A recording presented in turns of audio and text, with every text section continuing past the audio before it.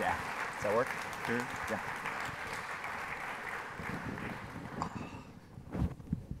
Good morning.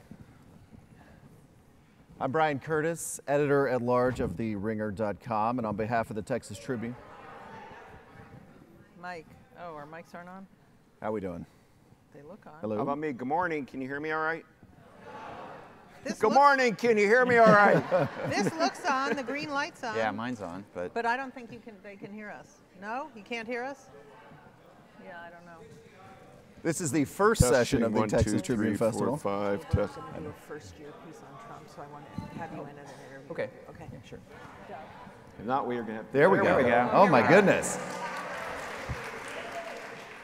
As we were saying, I'm Bryan Curtis, editor-at-large of The Ringer on behalf of the Texas Tribune. I'm happy to welcome you to the 7th annual Texas Tribune Festival and to Trump and the Presidency, a very rich panel, I believe. There is a whole, in this, what we call this track, there's a whole bunch of panels today: Trump and national security, Trump and Congress, Trump and the resistance. We hope you'll make this the first of a huge day here at the festival. There's lunch on the main mall, and at the day we'll conclude with a reception at the AT&T Center. A few more housekeeping things. This panel is supported by Pearson, and the sponsors and donors underwrite this event, but they play no role in determining the content, the panelists, or my line of questioning. This event will be 60 minutes. The last 15 to 20, I'll leave it open for your questions from the audience for this fabulous panel. And after that, Pearson will be hosting all of us for a brief meet and greet next door in the community hub of the Texas Union Building, where we will all drain the swamp together. So please join us for that. Also, if you're going to tweet during this event, your hashtag is TribFest17, and while you're looking at your phone, please silence it. With that said, let me introduce our panelists. First to my left is Douglas Brinkley. He's a professor at Rice. He is CNN's presidential historian and the author of several books about the presidency, most recently Rightful Heritage, Franklin D. Roosevelt, and the Land of America. Mara Liasson, next to him, is the national political correspondent for NPR, where she has covered every presidential election since 1992. Since 1776. You can hear her on shows like All Things Considered and Morning Edition, and she's also a contributor to Fox News. And to her left, H.W. Brands is a historian and writer who holds the Jack S. Blanton Senior Chair in History here at UT. He is also the author of several books about the presidency, most recently, The General versus the President, MacArthur and Truman at the Brink of Nuclear War. And as some of you have seen this, the written materials, we were supposed to be joined by Dan Rather today, but he was unable to come. And anyway, the four of us are going to carry on in his absence today. Okay, let's start with an innocent time in history, Doug, December. President-elect Trump, as he was then known, had you as one of his guests for a lunch at Mar-a-Lago, where he talked about the presidency, the office he was about to inhabit. What did Donald Trump talk about at that lunch? Well, he was president-elect, and I'm the presidential historian for CNN, and he was just starting to have his war with CNN. So when I first met him, he did not have nice things to say about my network. And then I got to talk to him about the presidency, and I asked him about presidents that he's met in his life, his personal relationship with them. He had told me about how Jimmy Carter, how he had given money to anybody to defeat Jimmy Carter in 1980, that he thought Carter was a terrible president. And to his surprise, after the election, Carter came to see him, made an appointment, and wanted money from Trump for his new Carter Center. And he said, I really admired Jimmy Carter now that he had the chutzpah to come in and go look, come eyeball to eyeball, even though I didn't like him, and ask for money. Nixon. Did he say if he gave the money? Pardon? Did he say? Give him any Trump money? say if he No, gave? he would not give him any money. And then he said with Richard Nixon that he became very friendly with Nixon because he was on the Phil Donahue show, and Pat Nixon saw Trump, and she said, honey, that's going to be a president of the United States is on the Donahue show. And then he got a letter from Nixon, which he willingly shows people, President Trump, from Richard Nixon, saying, my wife said she never saw somebody as smart and great as you on TV. Let's go out for a meal. And they started dining regularly together, Trump and Nixon. Remember, Nixon was in, his reputation was in tatters. He was living in northern New Jersey, trying to get back in the game, and Donald Trump in the 1980s was on covers of magazines as the big New York builder, so makes more sense why Nixon may have tried to do a reach out like that to him. Stories like that, it talked about Reagan and why he likes about Reagan style. It wasn't anything deeply illuminating. However, we talked about inaugural speeches, and he had not prepared yet and knew nothing about them, and he just kept saying, I want to be short, I want to be short, and I told him about William Henry Harrison going long and dying after only 1 month, and we talked about Kennedy's and the like, but it was pretty a innocuous meeting. My takeaway was that he had almost zero understanding of American history, that he's somebody of a child of television and operates with gut instinct of what he sees. He's very visual. We now all know how much he watches cable and all that. I think that is his intellectual source, is cable news. But he may have a short attention span, so the idea that he'd read a book, H.W. Brand's book, for example, not going to happen. Doug, did he seem surprised that he had won? Yeah, he seemed surprised that he had won in the sense that he kept spinning this idea that there was voter fraud, that that Hillary didn't really win by 3 million because 3 million illegal people voted. And I was a little startled that he was clinging to that false narrative. He'd won, so you might as well be magnanimous. I will say this was this weird moment, a time in history is everything. I don't know whether he knew whether he was going to do repeal and replace Obamacare or do infrastructure. I think the betting money was he was going to do repeal and replace Obamacare. I think when General Flynn got busted, and this is going, and really he started recognizing he was going to be under investigation, Trump, that his instinct was to double down with his base.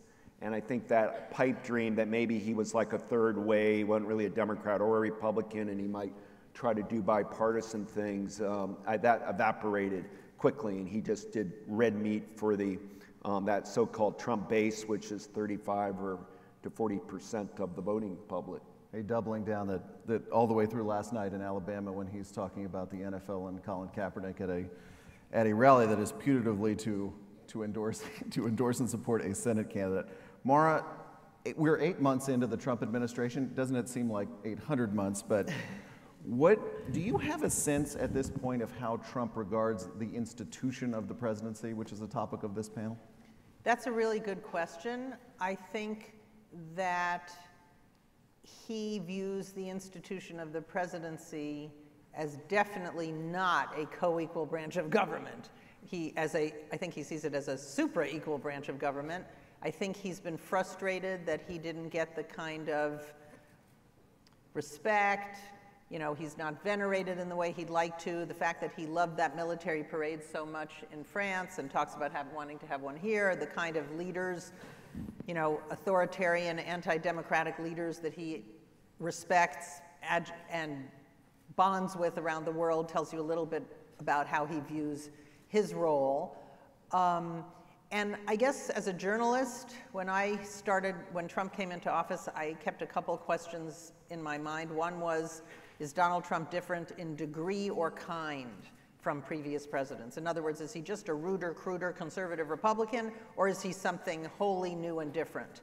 And I started out thinking he was ruder and cruder, and I'm coming around to thinking in many ways he's different in kind. His view of other democratic institutions like the independent judiciary, the press, the things he feels, the norms he feels totally comfortable breaking. I don't think he even sees them as norms. I think he is different in kind. And I do see Donald Trump as a stress test for democratic institutions, and that's something that I think is the big story of his presidency. Will the independent judiciary survive intact? The press is under tremendous pressure, not just from Donald Trump, obviously. And so those are things I'm watching for. But I think he sees the presidency in a different way than any other modern president, and I love to hear what the presidential historians think about this. But he described his inauguration as, I took an oath to the American people, not to the Constitution. I don't think he thinks about the Constitution. I don't think he feels he has any restraints on him. As a matter of fact, the things that he has talked about with such glee is how, when I'm president, I can't do anything illegal. You know, it was kind of, the Nixon phrase is, if I do it, it has to be legal, but I forget how he put it, but something like, the president can't have a conflict. Right. You know, so I think he sees it as as so many things in his life has been, as a big fat get out of jail free card. I don't mean that literally. What do you, Bill, as a presidential historian who is someone who has studied how different men to this date in history regard the institution, how would you say that Trump regards it? Well, I would say he looks on it as a businessman. There's a reason that Donald Trump is the only person to be elected president the top line on the resume was businessman. And the only other sort of really successful business person to become president was Herbert Hoover, who's not a really good advertisement for being a great president. But I think what Mara just described, this impatience with the constraining institutions, goes very much in line with the impatience that a CEO would have. The fundamental difference between business and politics is that in business you can fire the people who are causing you trouble. But the president can't. He can't fire the Senate Majority Leader. He can't fire the Supreme Court. He has to live with them. And Trump is running up against this. And as someone who is brand new to politics, he hasn't apparently accepted this. And I'm not sure that, at the age of 71, he's inclined to change his ways. I think he still hopes that he can change the institutions rather than have the institutions change him. I agree with that. We've all been processing the flurry of news over the first eight months of this administration. I can think of nothing else but going in with a Twitter open and with the phone and telling my wife, "Did you just see what Donald Trump just said?" But since you guys are paid to imagine the unimaginable, Doug, what has gone as you expected about these first 8 months, and what is different? Well, getting Neil Gorsuch into the Supreme Court is as expected. He was going to pick a conservative, and that's going to have a lasting impact.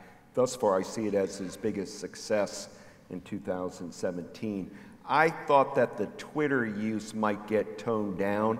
I had a fantasy that Ivanka would be like the Twitter czar, and that anytime he was about to push send, he would make a deal with her that she would have to read it first, and she'd let 90% of them go out, or 95%, but once in a while say, not that one, not that one, not that one. That obviously hasn't happened.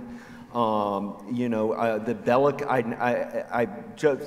determination to keep inflaming and dividing the country. All presidents come in and try to unite. John F. Kennedy's first 100 days, ostensibly, as Bill certainly knows, was a bit of a failure. Bay of Pigs happened in the first 100 days. Yuri Gagarin, the cosmonauts going into space with Russia. But by omitting Kennedy went and said, "I screwed up the Bay of Pigs in Cuba. Don't blame Ike. I did it." He had a 77% approval rating after his first 100 days. After his first year in office, John F. Kennedy had an 80% approval rating. That's not going to happen with Donald Trump. He's just, as you mentioned last night in Alabama, wherever he goes, he's polarizing. He feels he's winning in a divide and conquer way. And, I worked on books on Reagan before, and Reagan used to say, you've got to have 50% of box office to get something done, meaning your polls got to be 50, 51 in order to push a policy through. Trump's constantly operating with 35 to 40%, and hence nothing's getting done, but he steals the headline news every day because of Twitter and by playing this cultural war game, like we saw with Charlottesville, which you're seeing with football last night. I find it a bit reprehensible because it's pitting American against American in order to kind of, be in charge. And it all began with his birther movement on Obama, the building of the wall and the chanting of it and making Mexican Americans Latino and Latinas feel like lesser people by not having a meeting with somebody like John Lewis to talk about civil rights. And so we're in a really serious, unprecedented, as we say on CNN all the time, moment where we've got a president that's gone rogue on us, rogue on our institutions, he's trying anytime he can to circumvent the law. And he just knows that he's got inoculation as long as he can keep about 40% of the population backing anything that he does. The Mueller report, in my opinion, can come out tomorrow, and short of being something so egregious that Trump does, that 35 or 40% will shrug and stay with him because they've signed on to the cult of Donald Trump, the persona of Donald Trump. The people that I've talked to, and some are probably here in the audience that are most frustrated with Trump, are conservatives. They're feeling like, my God, we've been working in the conservative movement for decades, and this is the result.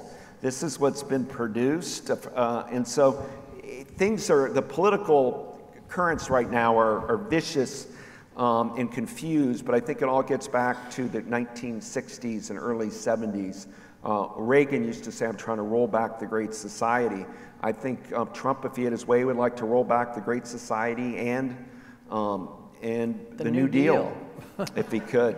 How about you, Mara? What has surprised you of all the surprises? Well, I guess what surprised me is that Donald Trump is exactly as he was during the campaign. Mm-hmm. In other words, there was some kind of weird magical thinking that this was all an act, that he used to be a Democrat, that he would revert to this kind of theory. The alternative universe of theory of Donald Trump is what Doug just suggested, that because he was so unique that he could bust the partisan boundaries and he'd do a big infrastructure deal with the Democrats and he wasn't a conservative Republican.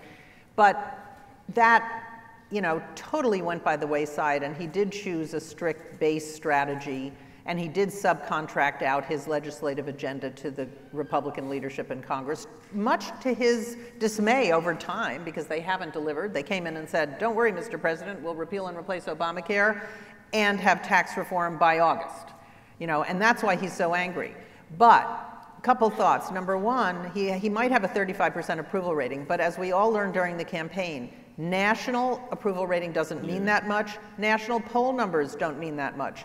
What we want to know is, what is his approval rating in the 10 battleground states? And when you talk to people in the White House, they believe his approval rating is not 35%, that he's still about where he was when he got elected. They think he's in the 40s, and quite frankly, he could be a legislatively completely unsuccessful president and get nothing through except for Neil Gorsuch and a bunch of deregulations, which in and of itself could be fine.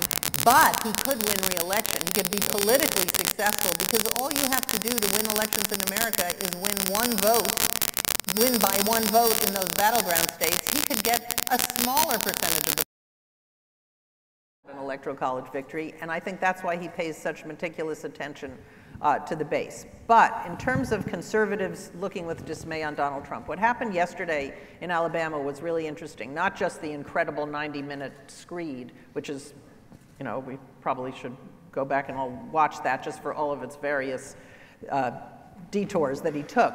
But he was campaigning for a candidate, Luther Strange, that his base doesn't like.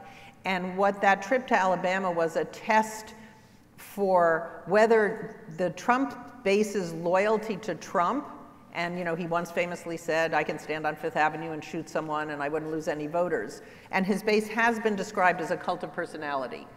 But there are many Republicans who say the cult of personality isn't as big as people think it is, and it's not as strong as people think it is. And they're going to come to the rally with Trump, laugh and applaud at all his applause lines, and they're going to go out and they're going to vote for Roy Moore, the guy he was ostensibly campaigning against. Here's a quote from that rally, because it's such a fascinating thing. This happens to be about Colin Kaepernick. It could be about any number of things with the president. But this is him talking about, we saw him tweeting about the Emmy Awards this week, and this is him talking about an NFL owner with a player who was kneeling during the national anthem. He is now doing the voice. He says, quote, "Get that son of a bitch off the field right now, out, he's fired. he's fired. Bill, what do you think is the purpose in Donald Trump's mind of going there with that particular topic in that kind of language in that venue?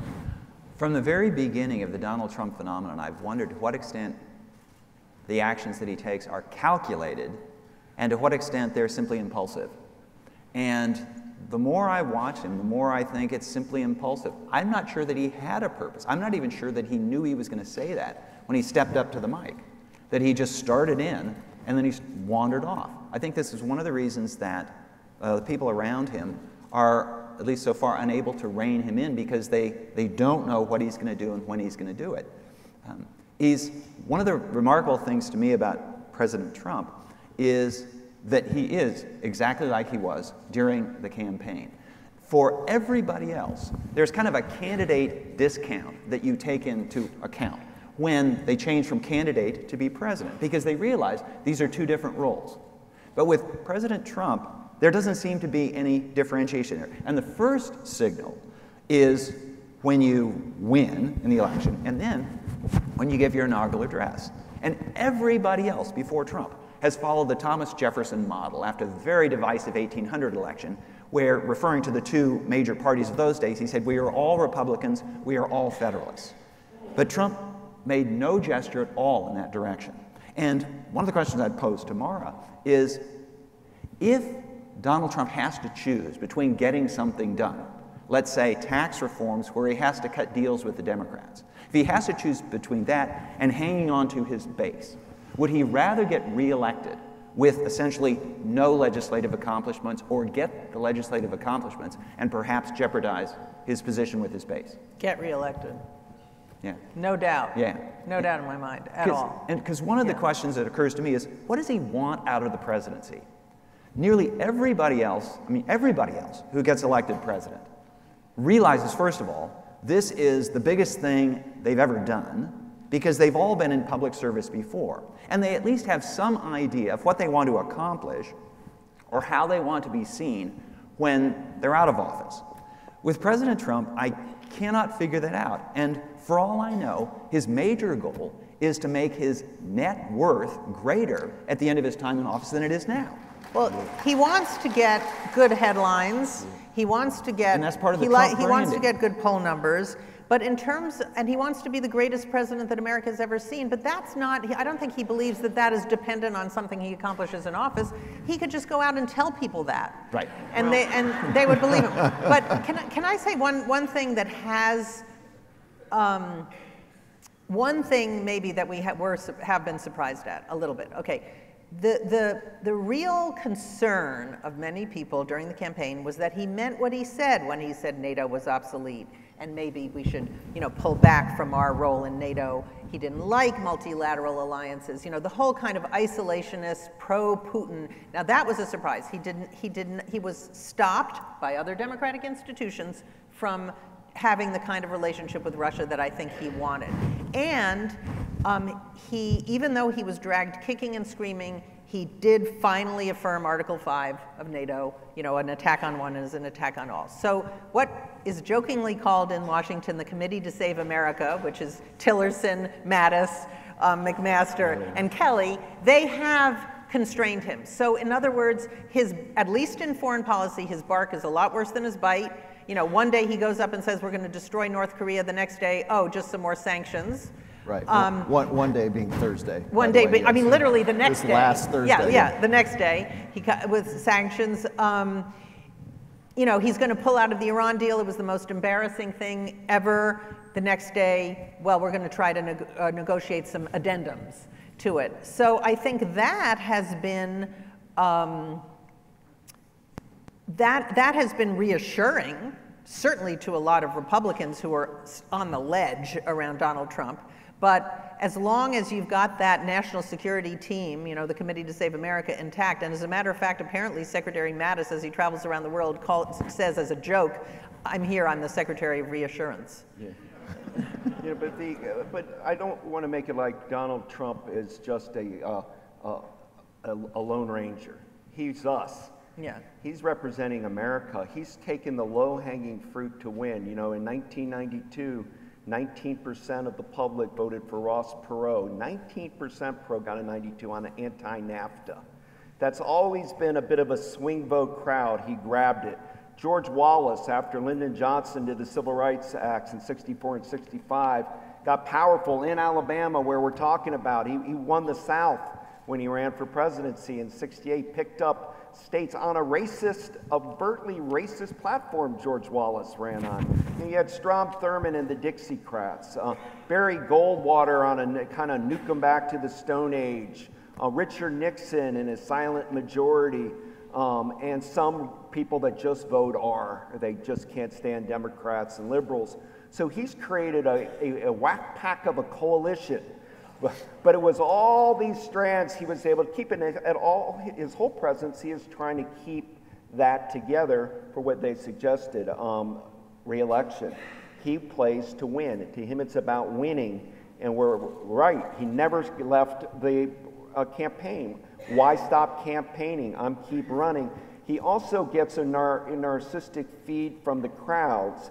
And he needs that, because if you read about people with malignant self-love and a narcissistic disorder, they can't handle too much negativity. Well, if he's going to watch cable, he's going to get a dose load of negativity, and he erupts about it but he gets his high by going to Alabama and saying just the thing that'll bring the house down, and basically brought racial politics into in Alabama on attacking, the NFL player. That's Donald Trump. And so I think he's nativist, xenophobic, and race baits, dog whistles, and is a businessman that doesn't like a lot of federal regulations because they stopped him from building some projects, and he has the typical gripe of builders and developers that, they could have put the building up 2 years sooner if it weren't for all that government red tape.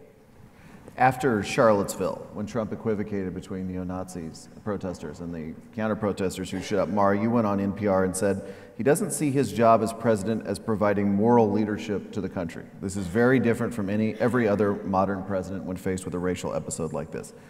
So, can you be president of the United States and be amoral, if that's the right word, on a topic like Charlottesville? Do you have to provide moral leadership? Well, he is the president of the United States, and he's not providing moral leadership, so I guess the answer to that question is yes. But that was an amazing moment, because the easiest thing for presidents is it's almost like Control F delete, whatever it's called, default on your keyboard, what you say after a moment of racial tension. It's like in the memory bank. You just stand up and you say some words of inclusion and healing, and even if you don't say them very eloquently, every other president has said that. There's a standard thing for presidents to say after an incident of racial tension, and he chose not to do that. And it turned out it was about him, because what happened was they had written a statement like that for him, which he did read off the teleprompter, but then he just was mad, and he didn't either like the way it was received, or people accused him of waiting too long, and so then he just let her rip,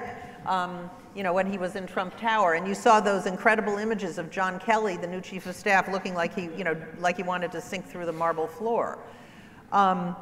But that is how he does not see the president as providing moral leadership. He does see the president as a cheerleader for America. And he said that during the campaign. And you can see when he goes down to the hurricane areas, for which he got good remarks, and that is why his poll numbers ticked up a little bit. He goes down there and talks about how great everything is, and how great the relief effort is, and how great it is we only lost 33 people. So he does see it as a cheerleader and a salesman. He's always talking about how many fighter planes some foreign leader has decided to buy.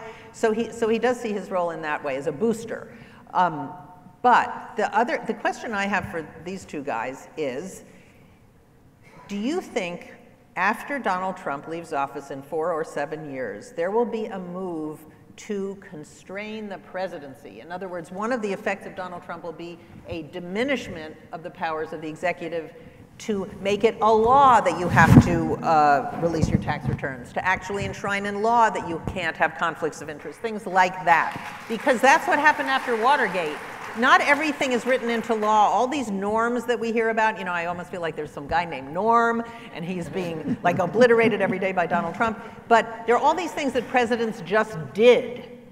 And now Donald Trump doesn't want to do any of them. So I'm wondering if the upshot of this is that, very possible. you know, I mean, after Franklin Roosevelt won in 32, right, and like 36, that. 40, 44, you do a constitutional amendment And now we to only have 2 terms.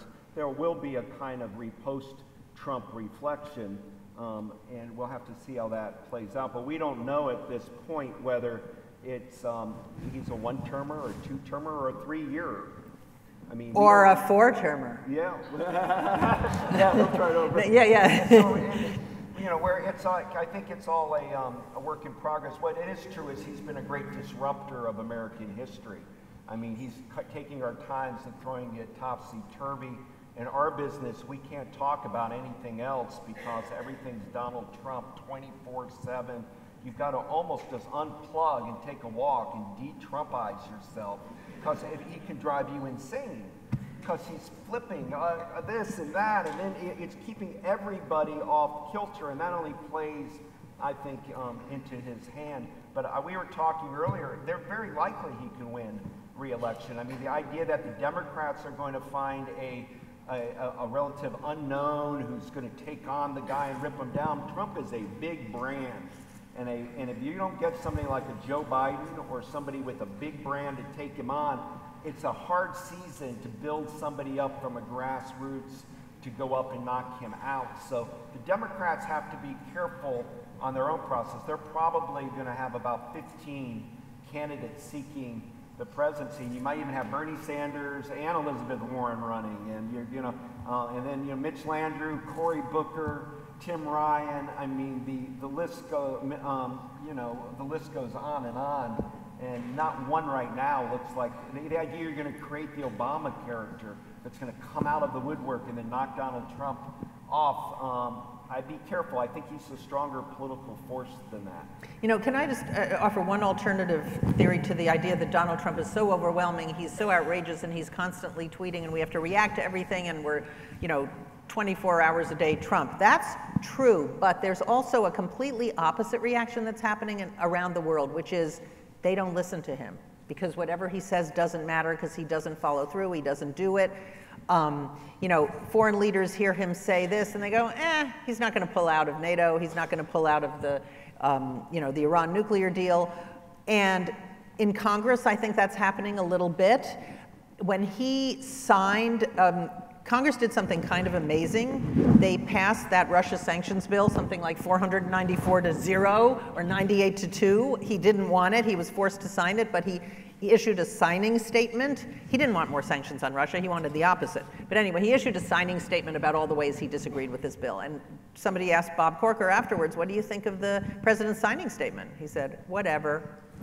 I mean, for this chairman of the Senate Foreign Relations Committee to say whatever about the president of the United States, and the way that Mitch McConnell reacted to his making a tentative deal on DACA with Nancy Pelosi and Chuck Schumer, he just said, well, we look forward to seeing the president's own legislative proposals. I mean, they're starting, as much as we're obsessed with him, people are starting to tune him out also. That's the point I'm making. That's a great point. Yeah. And I saw that. I edited a book called The Nixon Tapes, so we had to go through all of the Nixon tapes, and the media always picked on his curse language or inflammatory language.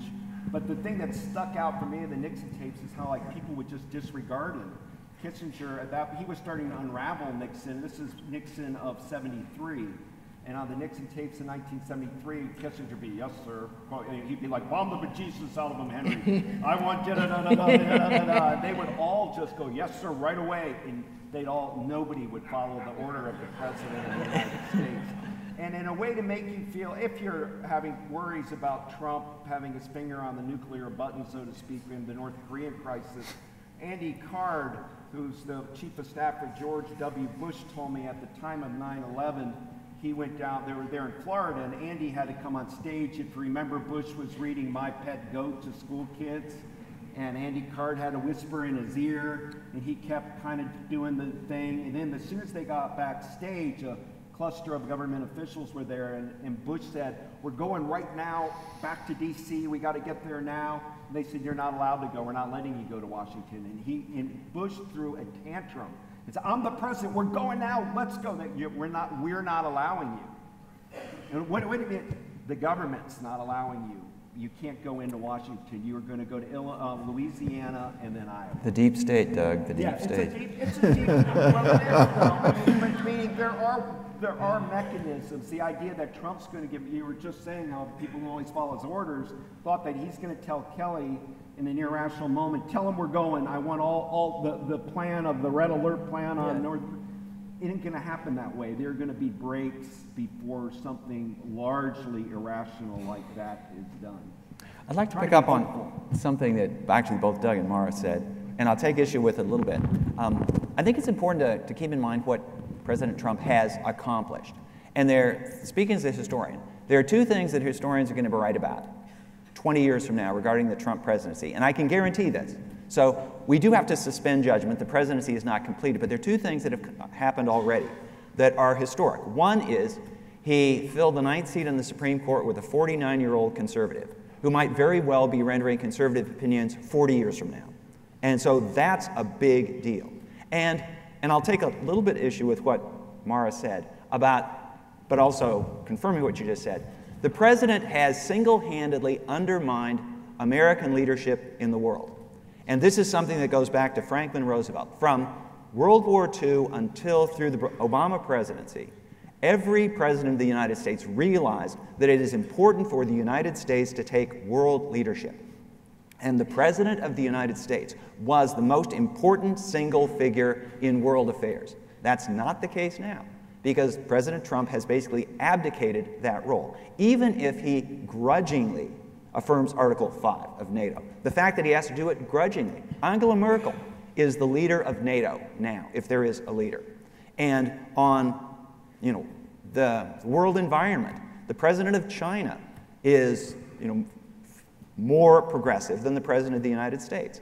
When President Trump says one day he's going to pull out of the Iran deal, the next day he's not. For the last 75 years, the word of the President of the United States was something pretty much everybody else around the world would take to the bank. The word of this president basically means nothing. You lose that, you lose the confidence of the world, and it's really hard to get that back. Well, that's the question I have. I think a lot about this. The damage that he's doing to America's standing in the world, or the disruption, depending on your point of view, is that permanent or reparable? I think it matters whether it's 4 or 8 years, but America is the world's greatest democratic superpower. None of that goes away. We still have these democratic institutions that he has not succeeded in totally undermining yet. So in a post-Trump world, and I do believe the next president, his whole message will be, I'm not Donald Trump. Whoever it is, whether it's Mike Pence or anybody, how much of that can be repaired? Because America is more than just one president. I think it can be repaired. And I'm confident in the United States that that could be repaired. That that our country has built. All of our allies will come back to us. They just recognize we're having a weird aberration going on here right now, and that we have to all figure it out. They have their own problems and some of these countries have their own similar problems. Look at Great Britain with Brexit debate and all. So it's seen as a confusing kind of period of time, but I think we can right the ship in 4 years. I do think if Trump makes it for 8 years, it may do some permanent damage, but right now I think we've earned enough credibility in the world to be given a one-offer with him that our politics got out of control, particularly with the Russia scandal and the internet, and Hillary Clinton won by 3 million votes more, and all of this it was a perfect storm of confusion, and this happens from time to time in world history, and I think America will get a pass in a couple of years. That's very optimistic, but you know how American leaders are always saying we separate the Russian people from the Russian leaders, or the Iranian people, we have no grief with them. Now the world is being asked to do that with us, that America equals / Donald Trump. Well, I was up in the summer, my wife and son are here with me, and we were up in Vancouver circulating a lot in Canada, and nobody was angry at the United States for Trump. They were more laughing at us. Yeah. That, oh God, you guys now fine. I'm glad they're not laughing at our politicians. Yeah. Now. America's the butt of the world's humor. Yeah. But I think some of it, at least with our key allies, is good-natured right now, and they're just hoping we fix our own house pretty soon. This is to follow this strand. Do we think Donald Trump has fundamentally changed the institution of the presidency in 8 months? No. Already? I think he's cheapened it. Cheapened it. I think it used to be, he's made the White House seem ticky-tacky. It seems like things are up for sale. The lack of transparency on his taxes, the constantly being at Mar-a-Lago in New Jersey, eating up taxpayers' money. I think there's he's diminished. It's a shrinking role of what the presidency means. And that's not a partisan statement, because I think Ronald Reagan did a wonderful job as a Republican, and George Herbert Walker Bush, and of keeping a kind of institutional lore, the tradition of America. We're a country of traditions, and he's just thumbing his nose at them all because they don't fit his purposes, or he hasn't taken basic lessons in civility and civics and how good government works. And so he's trying to monkey wrench things, operating on paranoia as a fuel, calling the press the enemy of the people, writing every day weird, crazy emails about everything under the sun. Tweets, yeah. I don't think he emails, but yeah. I mean, tweets. Yeah. I mean, he's making the presidency as an institution, he's giving it a black eye. I think because he has so personalized the presidency, when he leaves, that personal aspect goes away. I think the institution remains. And I agree with Mara, that the next president is going to be the anti-Trump.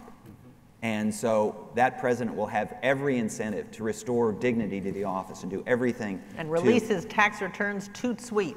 Yeah, yeah. I think that, that's going to be like a fundamental threshold thing next time. Before we take some audience questions, I wanted to ask you guys one more thing. The New York Times this spring did a very short-lived feature called Say Something Nice About Donald Trump, which I believe was immediately abandoned due to lack of material. Let me ask you, the three of you, and I'll give you an out. Here's the fire escape I'll build. Something that has gone less badly, perhaps, than you feared. I'll start with you, Bill.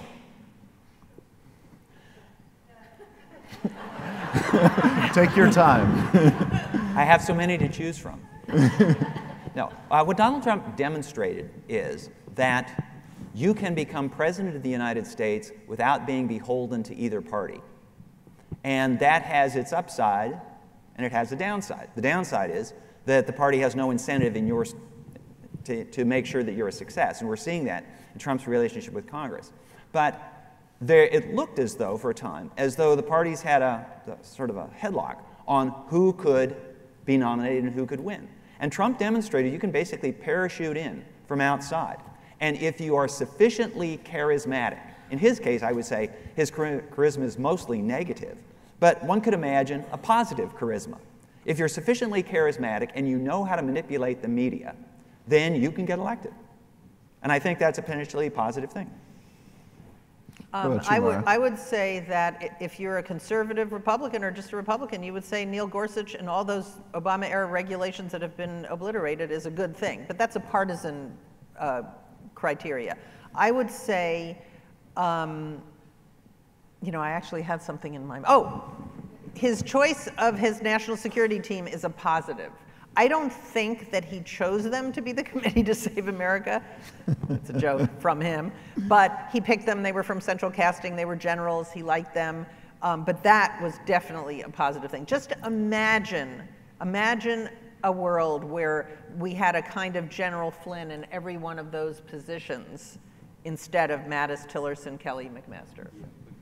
That was really my point, but I'll also add to it. I think the last few weeks on the Dreamers and on DACA and allowing these people that grew up in the United States, there are our brothers and sisters, to stay here and not be disrupted. Now, he punted that to Congress, but the willingness to work with Schumer and Pelosi and try to give some a safety net, a guarantee that they are Americans is a bright sign that maybe he's not so rigid in his thinking and operating just from a hard right perspective. With the asterisk that it will have, we will believe it when it Well, this week he's going to come when out we with, see it. apparently he's going to go in a conservative direction on that, but, you know, we don't know Up yet. to this moment in Yeah. time, that would be one thing I Yeah. thought was a good moment this fall.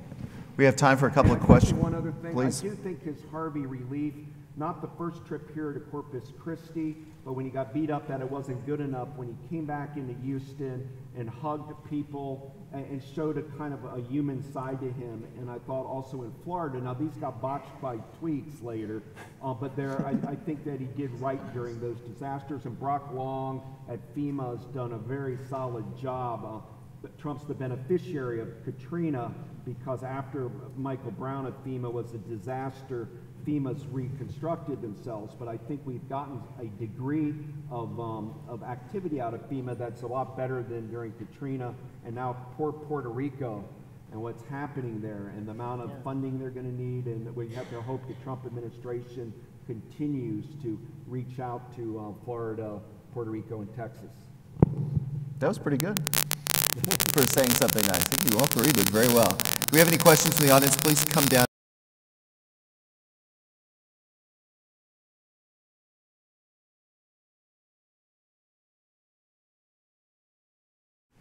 Why don't you start? Can you hear me? I have a Yeah. question for Mr. Brinkley. So you said that Reagan wanted to dismantle the Great Society, which I totally, yes.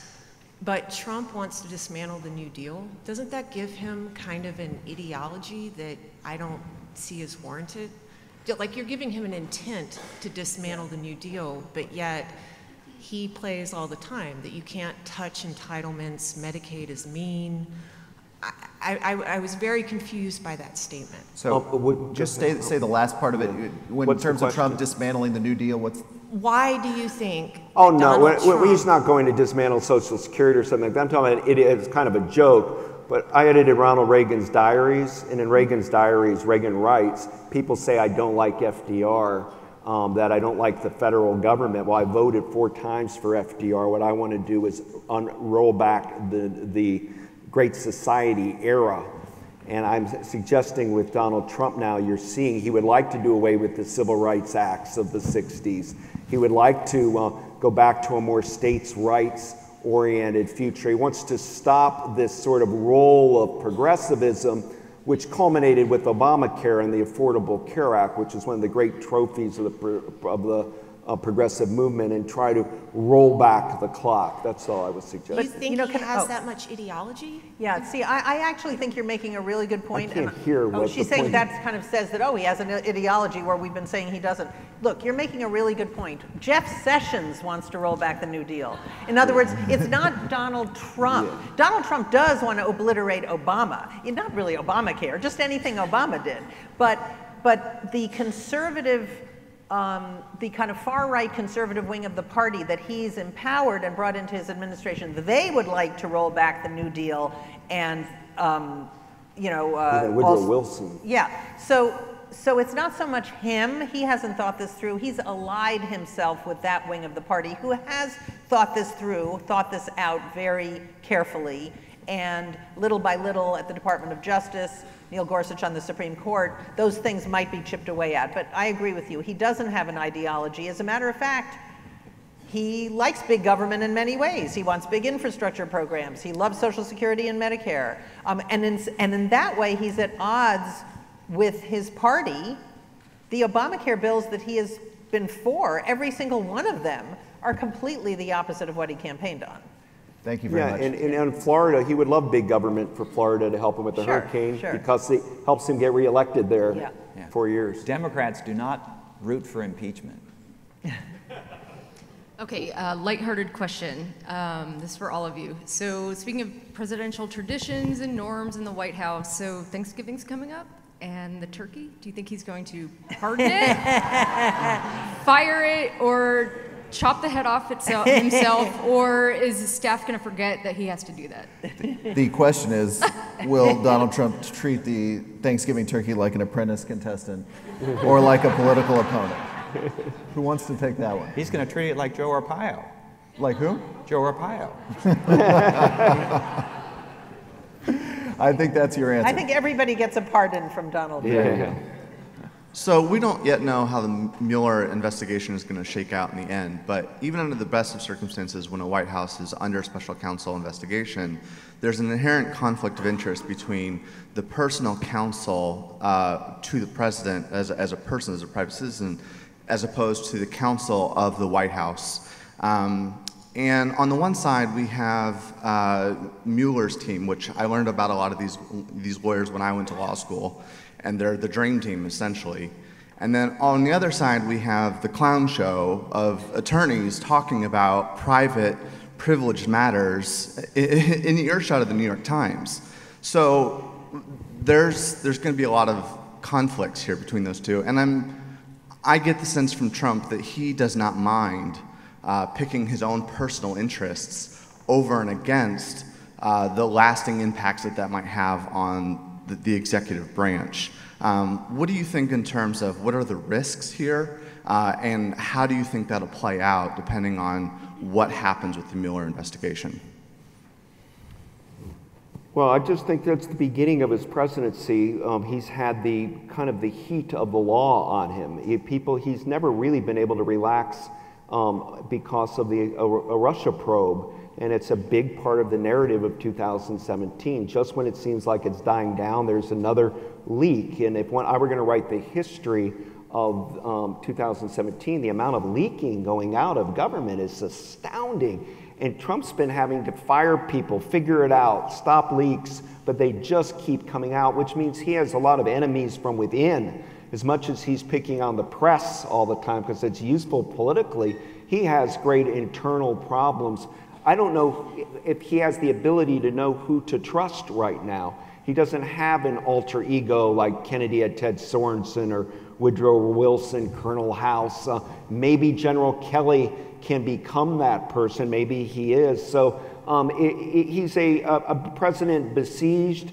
Every day he's worried about lawsuits. I think one of the best comments made recently is that he's happy in the White House because the second he leaves, he has so many lawsuits coming on him from so many things that it's beyond repair. And I don't know how he lives his life like that, where every minute you've got people that are about to sue you, are suing you. But he seems to have lived his whole life in that kind of world and not been busted. He's not gone to jail. Trump University didn't get him. But he gets penalized. He pays fees and keeps on going. But there may be a bridge too far going on here. We'll find out when the Mueller report gets released. Yeah, I mean, look, any kind of investigation like this is a grinding process. You have people in the White House having to spend tremendous amounts of money that they don't have on lawyers. You have people in the White House worried if one of their colleagues is wearing a wire. It already was a paranoid, backbiting place. That kind of investigation just makes it even more. But in terms of the conflict between Don McGahn, whose job is to represent the institution of the presidency, versus Ty Cobb and John Dowd, who are supposed to represent Donald Trump as an individual, there is a conflict. But if you're a law student, Don McGahn does not have attorney-client privilege. And that's significant. The other lawyers, the personal lawyers, do. And that's why Bob Mueller wants to talk to Don McGahn and get all of the documents that he might have about what Donald Trump was thinking when he fired Comey. But I don't think Donald Trump himself thinks about the conflict between his personal legal exposure and the damage to the institution of the presidency at all. And I don't think he trusts his own lawyers, Donald Trump. I don't even think he tells the lawyers, his own lawyers, the truth. We could see that with Bill Clinton during the Lewinsky thing, started lying to his own attorneys because to let the truth be known, he's worried somehow will leak because leaks are happening every hour around him. So it's a grim situation. I think the key audience for the Mueller report is the Republican leadership in Congress. If they are sufficiently annoyed at President Trump by then that they find something in the Mueller report that they can use against the president, then there's a possibility of impeachment. But Trump himself will simply wave away whatever the conclusions are. These are my enemies. What do you expect? A Republican Congress is not going to impeach a Republican president. I don't. Pardon? Let's squeeze in a couple more. Ma'am? Well, you furthered the answer about what would be the stomach turner. You know, if you paralleled the arrogance of the German aristocracy and their thought that they could control Hitler with the conservative Republicans and their thought that they could have controlled Trump, my question was, what would be the stomach turner that would create the impeachment? You mean what would separate the president from his party? When they well, realized I think if they weren't- get shellacked in 2018 Yeah. and they believe that he was the cause, or in the run-up to 2018 they believe that he's a huge drag on them, I think, and also we don't know when the Mueller report is coming out. Is it coming out before or after November 2018? But I think when Republicans in Congress see him as a liability, the problem right now is that the base of the Republican Party is with Donald Trump. They are not with the Republican leadership. I did a piece this week where a Republican operative in North Carolina said there are three parties in America. There's the Trump Party, the Republican Congressional Party, and there's the Democrats. And you saw that playing out in Alabama.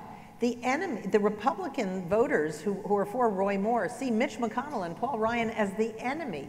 In other words, they even excused Donald Trump from making a deal with Nancy Pelosi and Chuck Schumer, who used to be the arch villains, because they feel that McConnell and Ryan drove him to it. In other words, everything is so tribal in American politics, not just between Democrats and Republicans, but even inside the Republican family. It's so tribal that if you're against McConnell and Ryan, as Roy Moore is, then he must be a great guy. I mean, we have really gone down the rabbit hole. So is there anything that can shake the support of the Trump base for Trump? Is there anything you can do to alienate them?